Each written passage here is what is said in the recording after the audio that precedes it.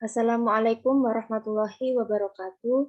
Perkenalkan, nama saya Vela Nurfitria dari Prodi Biologi Angkatan 21. Di sini saya akan mempresentasikan hasil belajar saya dalam matkul Sejarah Peradaban Islam tentang pola pemerintahan dinasti Abbasiyah.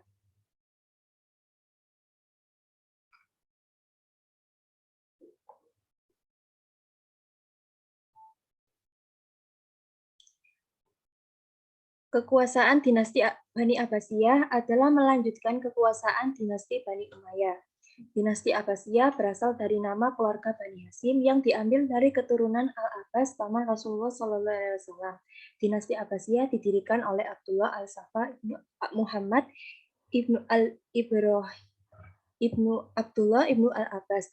Dia dilahirkan di Humaimah pada tahun 104 Hijriah. Dia dilantik menjadi khalifah pada tanggal 3 Rabiul Awal 137 Hijriah. Kekuasaan dinasti Bani Abbasiyah berlangsung dari tahun 750 sampai 1258 Masehi. Sebelum dinasti Abbasiyah berdiri, masih ada 3 poros utama yang merupakan pusat aktivitas mereka. Masing-masing kelompok mempunyai kedudukan tersendiri di dalam memainkan peranannya untuk mendirikan kekuasaan dan terdiri atas 3 tempat pusat aktivitas, yaitu Humaimah, Yordania, Kufah, Irak, dan Khurasan. Humaimah adalah tempat bermukim keluarga Bani Hasyim, baik berdasarkan kalangan pendukung Ali maupun keluarga Abbas. Sedangkan Kufah adalah daerah yang penduduknya adalah penganut aliran Syiah, yang selalu bergolak dan ditindas oleh Bani Umayyah. Sementara Khurasan adalah tempat masyarakat pemberani, bertenaga fisik, teguh pendirian, dan tidak terpengaruh nafsu, dan tidak gampang terpengaruh terhadap agama yang menyimpang. Dalam perkembangannya, Kota Humaimah dijadikan sebagai pusat perkembangannya. Kota Humaimah dijadikan sebagai pusat perencanaan dan organisasi. Kufah sebagai kota penghubung, sedangkan Khurasan sebagai pusat gerakan praktis. Selanjutnya, rumusan masalah yang pertama adalah bagaimana pembentukan pemerintah masa dinasti Abbasiyah, yang kedua bagaimana perkembangan pemerintahan masa dinasti Abbasiyah, dan yang ketiga bagaimana sistem pemerintahan dan politik masa dinasti Bani Abbasiyah. Rumusan pertama, pembentukan pemerintahan masa dinasti Bani Abbasiyah.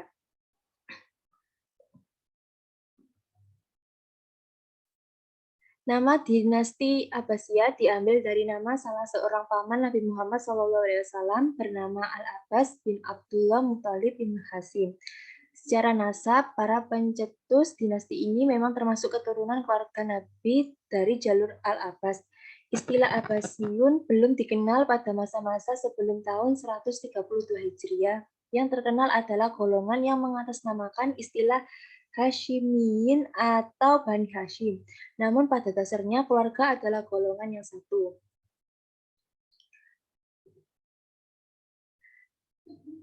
Upaya Bani Abbas untuk meraih tampuk kekhalifahan memiliki proses-proses tahapan pencapaian.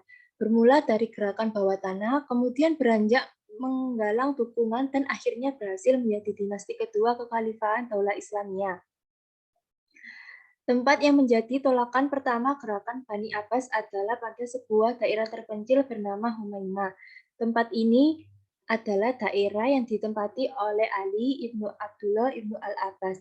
Dia adalah sepupu Nabi SAW yang mengikut kepada pemerintahan Bani Umayyah, seorang zuhud dan ahli ibadah yang tidak terlalu mementingkan kepentingan pribadinya.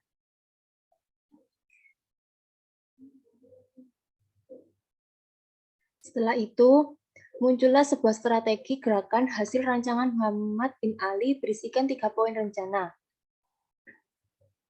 Pertama, menyebarkan ajaran untuk memperjuangkan pemimpin yang berasal dari keluarga Muhammad. Sehingga dari sini pihak pendukung Ali pun bisa lebih baik merespon dan menerima ajakan tersebut.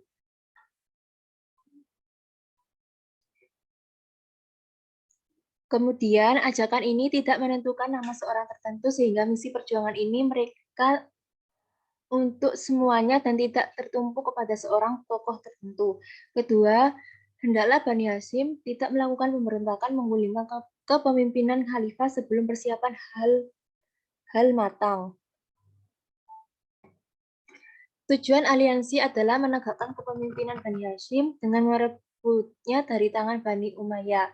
Untuk mencapai tujuan itu, berbagai kelemahan Daulah Umayyah mereka manfaatkan sebaik-baiknya. Pada mulanya mereka melakukan gerakan rahasia. Akan tetapi ketika aliansi dipimpin oleh Ibrahim bin Muhammad, gerakan itu berubah menjadi terang-terangan dimulai tahun 127 Hijriah atau 745 Masehi. Dan pada tahun 132 Hijriah atau 750 Masehi, Daulat Umayyah digulingkan oleh Abbasiyah dengan terbunuhnya khalifah terakhir Bani Umayyah, Marwan bin Muhammad di Busir.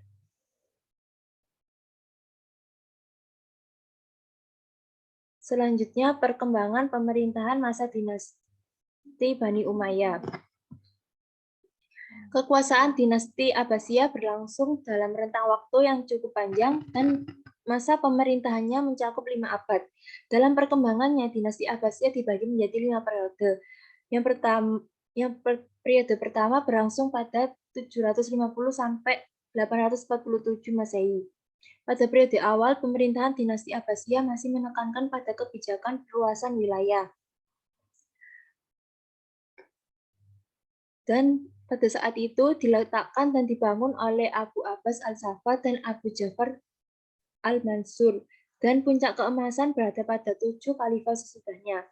Sejak masa Khalifah Al-Mahdi 775 hingga 785 hingga Khalifah Al-Wasith 842 hingga 847 Masehi.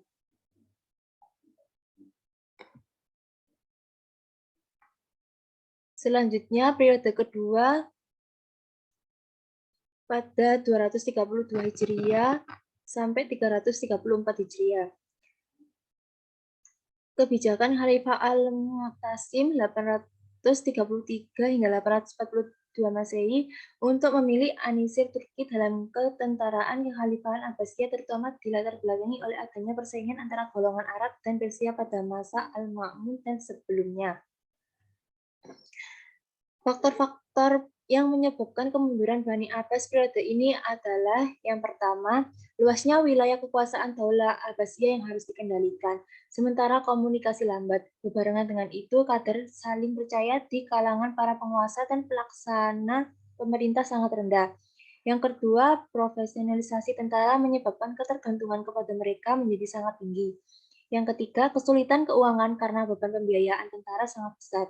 Setelah kekuatan militer merosot, Khalifah tidak sanggup lagi memaksa pengiriman pajak ke Baghdad. Selanjutnya, periode ketiga terjadi pada 334 Hijriah sampai 447 Hijriah.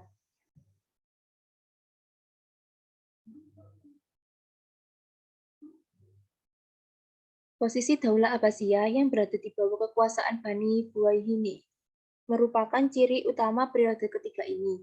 Keadaan khalifah lebih buruk ketimbang di masa sebelumnya, lebih-lebih karena Bani Buwayhi menganut aliran Syiah. Akibatnya, kedudukan khalifah tidak lebih sebagai pegawai yang diperintah dan diberi gaji. Sementara itu, Bani Buwayhi telah membagi kekuasaannya kepada 3 bersaudara. Ali menguasai wilayah bagian selatan negeri Persia, Hasan menguasai wilayah bagian utara, dan Ahmad menguasai wilayah Al-Ahwaz, Wisid, dan Baghdad. Dengan demikian, Baghdad pada periode ini tidak lagi merupakan pusat pemerintahan Islam karena telah pindah ke Shiraz di masa berkuasa Ali bin Buwayhi yang memiliki kuasaan Bani Buwayhi.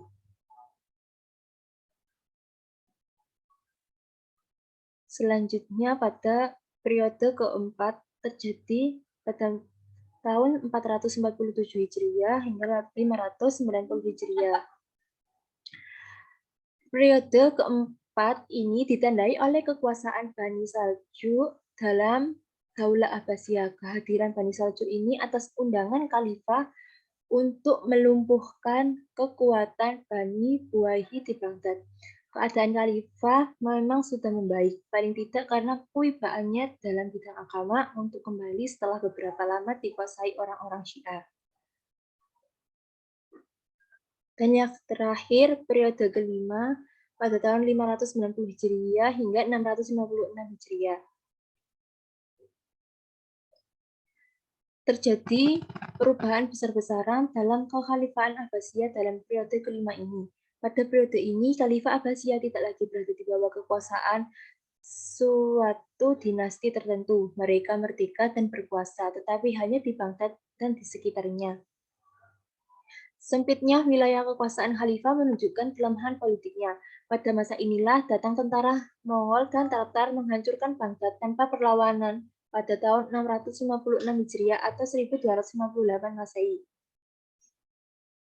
Faktor-faktor yang membuat Daulah Abbasiyah menjadi lemah, kemudian hancur, dapat dikelompokkan menjadi dua, yaitu faktor intern dan ekstern. Dalam faktor inter, yang pertama, adanya persaingan tidak sehat antara beberapa bangsa yang terhimpun dalam Daulah Abbasiyah. Dan yang kedua, terjadinya perselisihan pendapat di antara kelompok pemikiran agama-agama yang ada. Dan yang ketiga, munculnya dinasti-dinasti kecil sebagai akibat perpecahan sosial yang berkepanjangan. Faktor ekstern, yang pertama, berlangsungnya perang salib yang berkepanjangan dalam beberapa gelombang. Dan yang kedua, pasukan Mongol dan Tatar yang dipimpin Hulagu berhasil menjara semua pusat-pusat kekuasaan maupun pusat ilmu, yaitu perpustakaan Baghdad. Rumusan masalah yang kedua adalah sistem pemerintahan dan politik masa dinasti Bani Abbasiyah.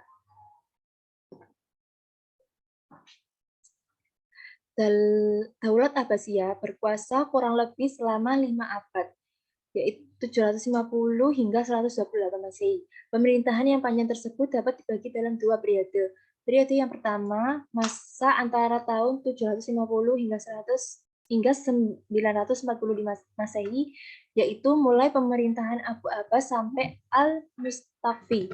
Periode kedua adalah masa 945 hingga 1258 Masehi, yaitu masa Al-Mu'ti sampai Al-Mu'tasim. Pembagian periodisasi diasumsikan bahwa pada periode pertama, perkembangan di berbagai bidang masih menunjukkan grafik vertikal, stabil, dan dinamis.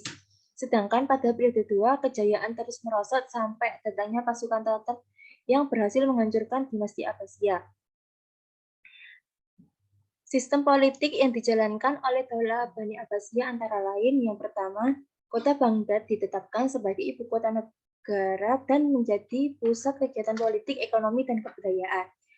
Yang kedua, para khalifah tetap dari Arab, sementara para menteri, gubernur, panglima perang, dan pegawai lainnya banyak dipilih dari keturunan Persia dan Mawali.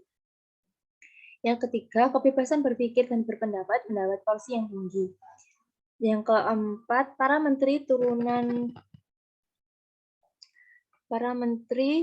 turunan Persia diberi kekuasaan penuh untuk menjalankan tugasnya dalam pemerintahan. Dan yang terakhir, ilmu pengetahuan dianggap sebagai sesuatu yang sangat penting dan mulia.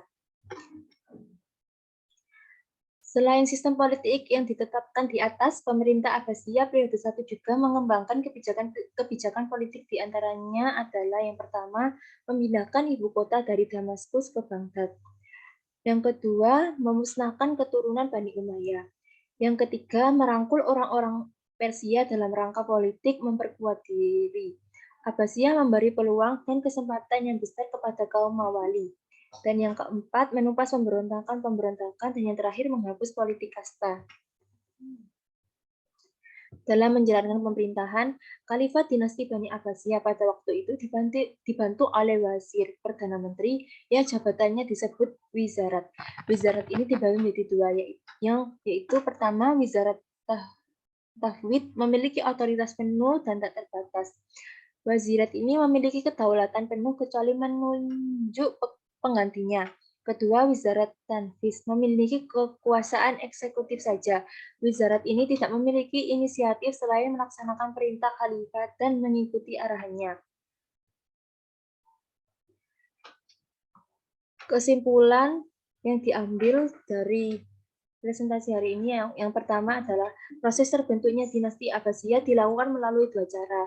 Yang pertama yaitu dengan menyebarkan misi propaganda melalui jaringan rahasia, dan yang kedua yaitu dengan menghimpun kekuatan militer demi menghancurkan. Kesimpulan kedua, kekuasaan dinasti Abbasiyah berlangsung dalam rentang waktu yang cukup panjang. Masa pemerintahannya mencakup 5 abad dari tahun 132 atau 750 Masehi sampai dengan 656 Hijriah atau 1258 Masehi. Dan kesimpulan yang terakhir, pada zaman Abbasiyah, konsep kekhalifahan pemerintahan berkembang sebagai sistem politik. Pola pemerintahan yang diterapkan berbeda-beda sesuai dengan perubahan politik, sosial, ekonomi, dan budaya.